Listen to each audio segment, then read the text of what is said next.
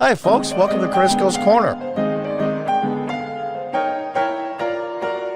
From PJ Media, Trump turns down RNC offer to declare him the nominee for the sake of party unity. I agree with President Trump. It would be a bad idea for a lot of reasons. Before we get into the article, I want to talk to my subscribers that are watching my videos here. I have over 7,100 subscribers, and I appreciate all of you. And I'm getting killed on the watch hours. This website has done things that aren't so positive to this channel, and I'm appealing to the people that share as many videos as you can on your social media. Go back and watch as many videos as you can. You know, tell friends, family, coworkers that might be interested. Anybody that can give me some watch hours and bring this channel up, bring it up in the algorithm. And that includes making a comment and a thumbs up. I appreciate it. So Trump turned down the RNC offer to declare him the nominee. I think he did the right thing.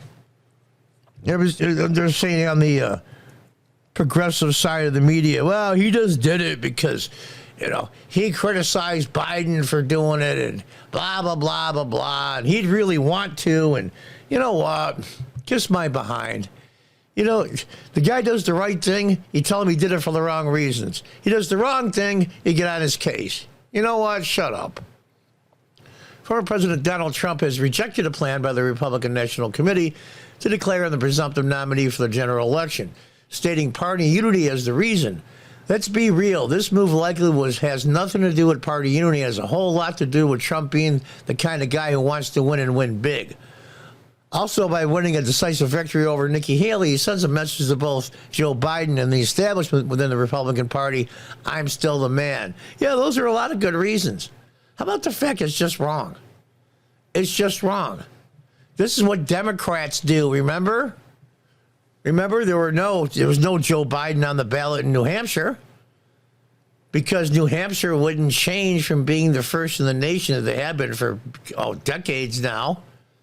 And so the DNC basically cut them off and said, we're going to count your primary. So they don't get any delegates to the DNC convention. That's how Democrats operate. Well, I greatly appreciate the Republican National Committee. This is Trump talking, wanting to make me the presumptive nominee.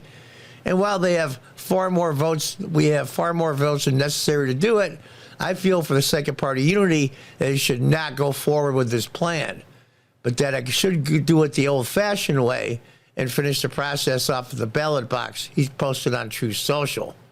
Thank you for the RNC for the respect and devotion you have shown me, Trump 2024, he continued. One thing's for sure, Trump is the most influential politician in recent history. And that's true whether you like him or not. People have loyalty to him that no one has seen in a very long time, me included. Even though I was lukewarm in 2016 at the beginning, and I came around real quick, and I've still been a Trump supporter to this day. At times, a small percentage of those in the MAGA crowd goes a bit overboard, but it's not hard to understand why he has such a massive following. He fights for the little people, the average person, not the minority this and LGBTQ plus AI and that, just the everyday average working American. Lower middle class, even low income, that are really struggling, that are trying to find a way to make it work.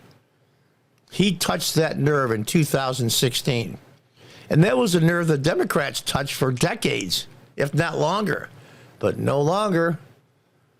He fights for little people, which is something the left claims to do while saddling them with higher inflation, more taxes, and less freedom and prosperity.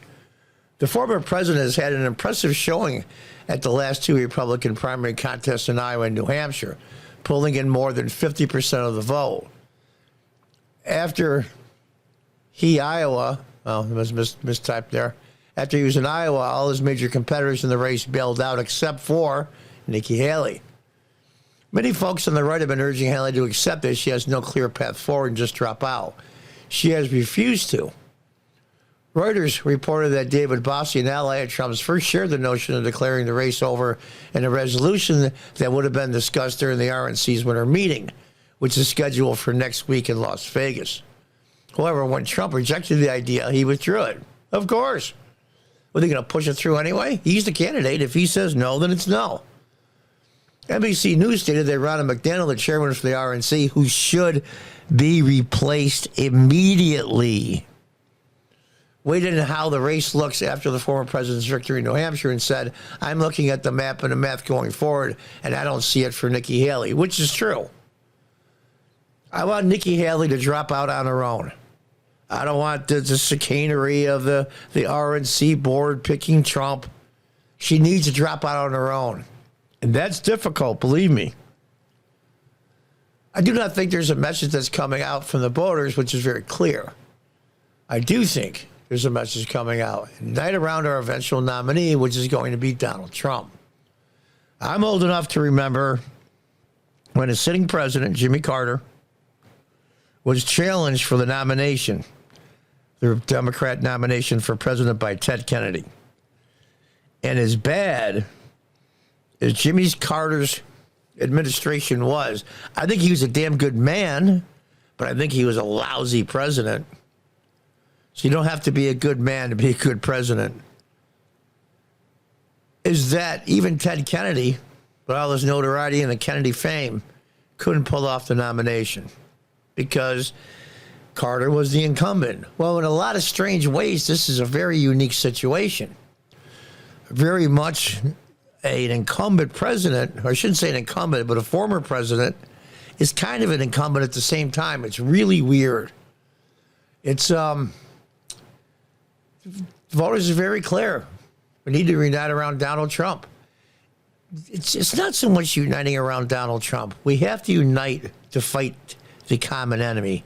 In this case, it's progressive Democrats and the Democrat Party as a whole. That's who the true enemy is. Those of you that watch the Hunger Games, I'm a huge Hunger Games fan. In the second movie, Catching Fire, the quote from Katniss that she was told, don't forget who the enemy is. Don't forget. Republicans that don't like Donald Trump, your enemy is not Donald Trump. Your enemy is the progressive Democrats and the Democrat Party as a whole. That's who your true enemy is. Not everyone who heard about the resolution was thrilled, including committee member Oscar Brock of Tennessee, who said it certainly violates the intent of the RNC rules for primary races. Sure, it violates the intent.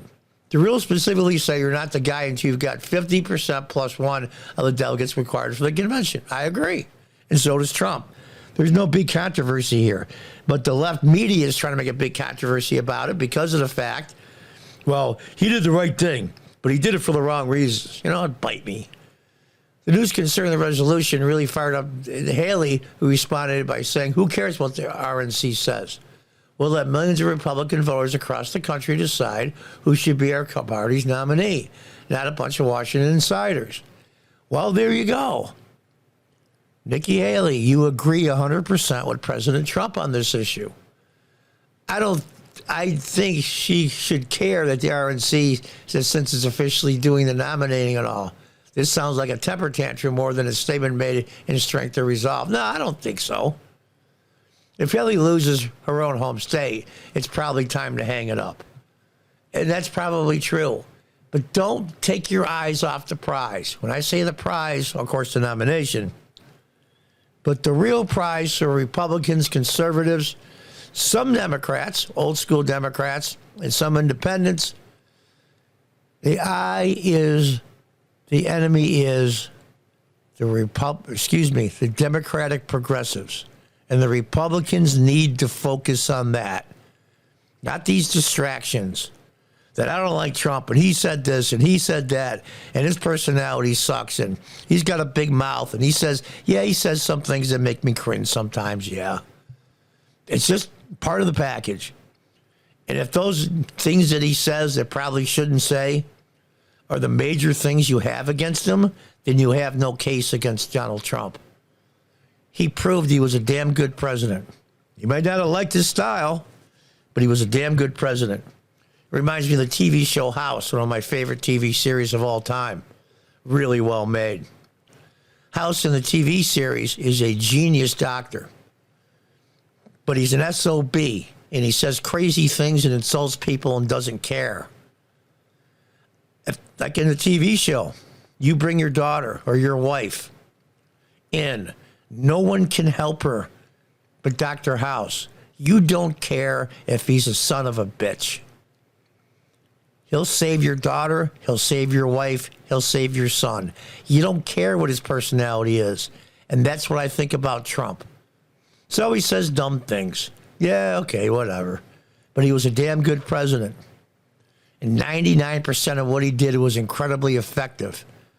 As long as he hadn't fallen into the rhinos like Paul Ryan and them. But I think he learned his lesson. He's going to fill his cabinet and his advisors and administration with people that are loyal to him and that are smart, like he's done his whole life in his real estate development. So there you have it. Keep your eyes on the enemy. Keep your eyes on the prize. And the prize is the White House, and the enemy is the progressive Democrats. And until next time, goodbye and good luck.